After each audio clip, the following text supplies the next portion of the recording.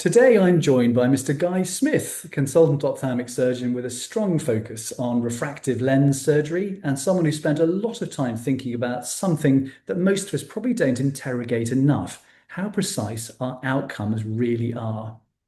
Now, Guy, you've worked extensively on biometry, refractive outcomes, and intraocular lens performance, and you also sit on the ISO committee that actually defines the standards for the various intraocular lenses. I'd like to explore not just how we optimize outcomes, but whether the system we're working within is actually as precise and transparent as we assume it is. Guy Smith, welcome. Thank you very much for having me. I wrote recently in an iNews rag article that we may be blaming the wrong thing in refractive surprise, that we over obsess about effective lens position and biometry, but don't interrogate the lens itself nearly enough. How much of refractive error do you think following cataract surgery is actually the lens itself? Well, a lot. I do think that the way we do optimization is just fundamentally unsound in that it all hinges on the post-op refraction, which is phenomenally inaccurate.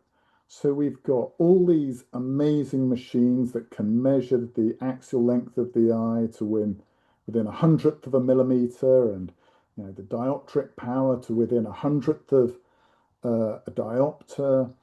And then we do all our math, and you can have as many sort of decimal points as you want, and then you compare that to how the patient's feeling on the day, if they're happy, how hard they're trying, um, uh, all sorts of things, whether they're hungover, etc., etc. So I do refract all of my patients post-operatively at 1 month to try and get this. And we went through a stage of having me refract them and a proper optometrist refract them, who had also in the past worked for Julian, so knew what she was doing. And we were within half an hour of each other, and we weren't getting the same answer. So that's one thing. And then your point about the lenses is an absolute killer in that it may say 23 and a half on the box, but it could be 23.2, 23.8, which is quite a lot. And then when you get up to those higher power lenses, which are even more critical in the calculation, then the uncertainties are a diopter for many of these lenses. And as far as I'm aware, there's only one company that publishes what its true errors are, and that's LensTech, who are a Barbadian company. And all the rest just say, yeah, yeah, well, within the tolerances. So you really have no idea whether or not when you get a one diopter refractive surprise, whether or not you really did, or whether or not it's the lens. And I was sort of trying to think very hard about how to get around the whole problem with the subjective refraction. And all these sort of people, when they stand up at the meetings, they all say, how good their formula is at the estimated lens position. Um, and yet, none of those formulae, the modern formulae, will actually tell you what that is. So, really, you have no idea.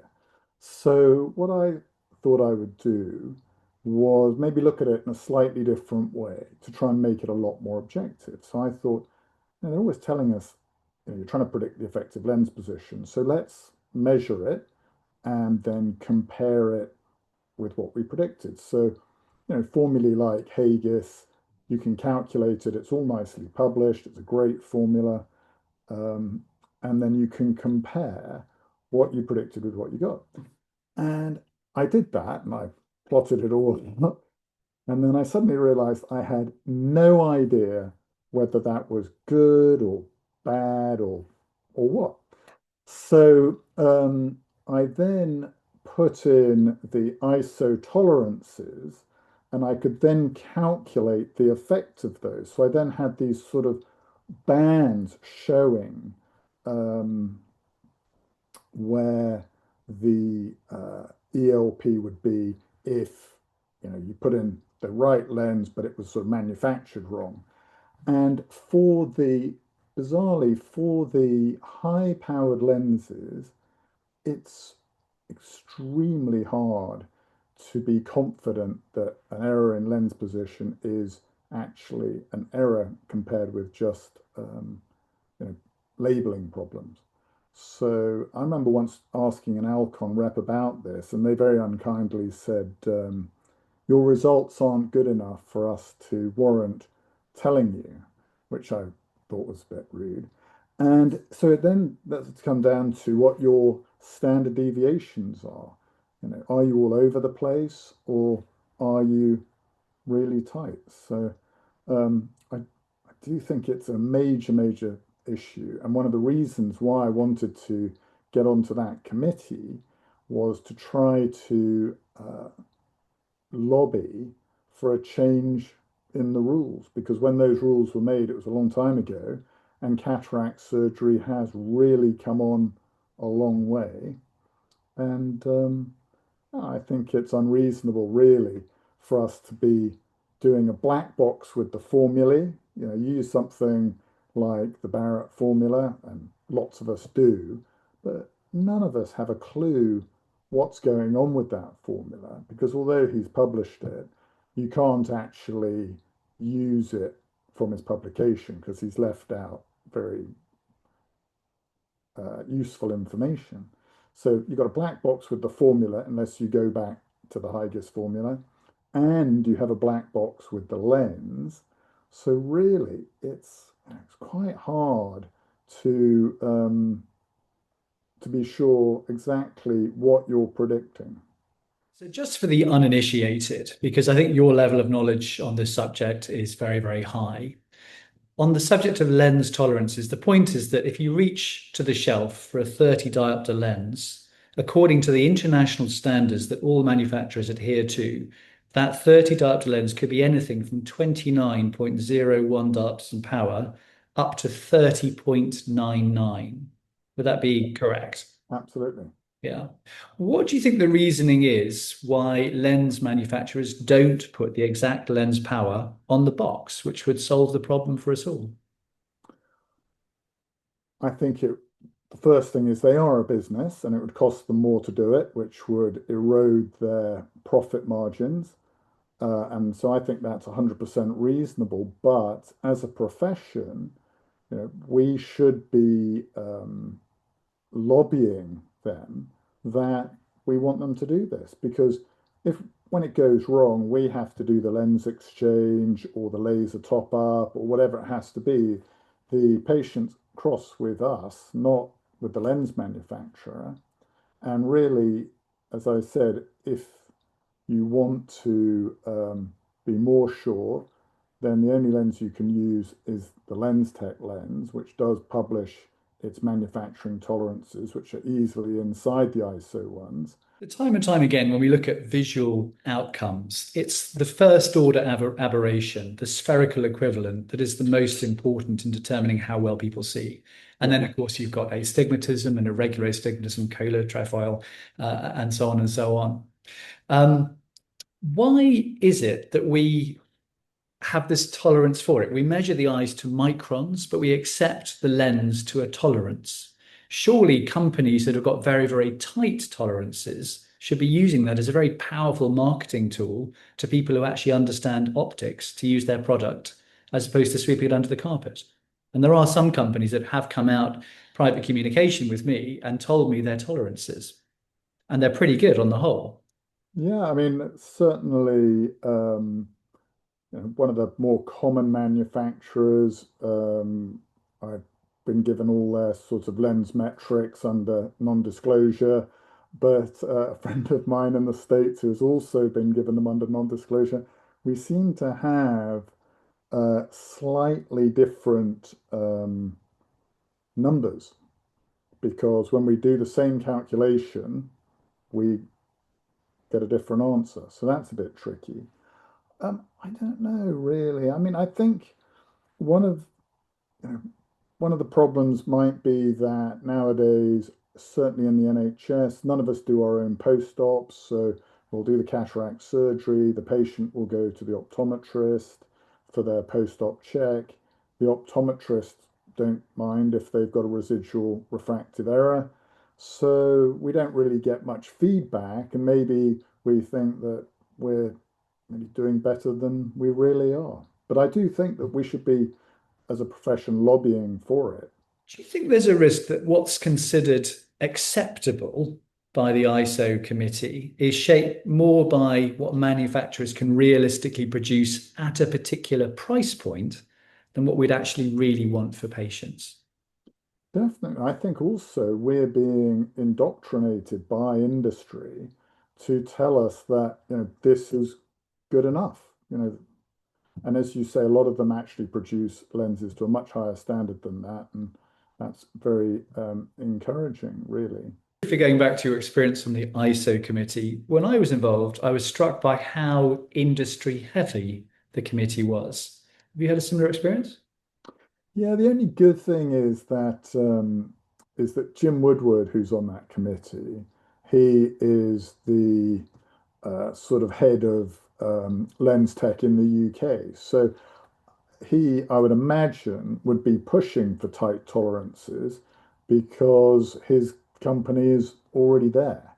Um, but yeah, it is very frustrating. It would be interesting to know how much tighter the tolerances would be for an extra pound on the cost of an intraocular lens price. Yeah, I have no idea how you figure that out. Because I guess, I mean, they have to measure them to some degree to get them in the batches. Because my understanding is that in the manufacturing process, they make the lenses, measure them, and then, put them in the correct bin. They don't, make them as a 22.0. I don't think it would be prohibitive, especially on, the so-called premium IOLs. A toric Vivity is a very, very expensive product, and you'd have thought that they could do the exact power on it. Yeah, you'd certainly think so. What do you do when you've got someone in front of you who needs a 30 diopter lens, which, as we've been talking about, could be anything from 29 to 31? Do you simply reach for a lens tech? Or Well, the good thing about those hyperopic patients is they've got massive tolerance to defocus. So the defocus on a Julian made me do this. The defocus on a hyperope is like this. So if you're if you blur them by half a diopter, their vision doesn't really go off. If you blur a myope by half a diopter, their vision just goes off the edge of a cliff. So in that respect, you're sort of lucky. And they always say that you should start your multifocals career on hyperopic patients because they're much more forgiving, and be very cautious about what you promise to someone who's -2 because they are very unforgiving. And when I was talking about the post-operative position of the lenses, those low power lenses, it's not so critical. And you can imagine the obvious case of a zero. It really doesn't matter too much where you put it. So, in that respect, that's sort of working in our favor. And maybe that's one of the reasons why we're not burnt by it a little bit more often. But I would tell the patient that, the calculations aren't as good at these sort of extremes, and they're usually on board with that. and if you needed cataract surgery yourself tomorrow, Guy, which I appreciate is not the case, what lens would Oh, you choose yeah, to have implanted? it's so tough. I think I would go for an EDOF for sure. I don't think I'd go for a multifocal, a trifocal lens.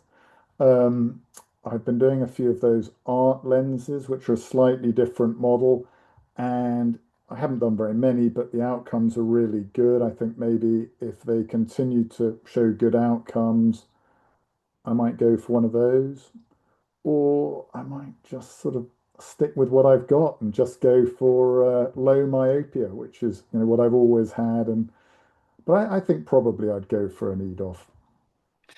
And fantasy IOL time. If you could take the lens edge from one company, the injector from another, and so on, what would be the best combination? What would be the Smith lens that we should all be buying? Well, I'm in a minority of one here, and I quite like hydrophilic acrylic because, okay, it gets PCO, but once they've been yagged, it's crystal clear. It looks absolutely beautiful. Um, the square edge phenomenon doesn't hold back the PCO forever, so they're going to need a YAG at some point, maybe many, many years later than a hydrophilic acrylic. So I would probably go with the hydrophilic acrylic, um, and I would probably go for one piece as opposed to three piece. And the injector that I've always loved is that Monarch injector, which is absolutely fabulous. Guy Smith, I hope you've enjoyed yourself. Thank you so much for your time. Thank you. I have enjoyed myself. Thanks a lot.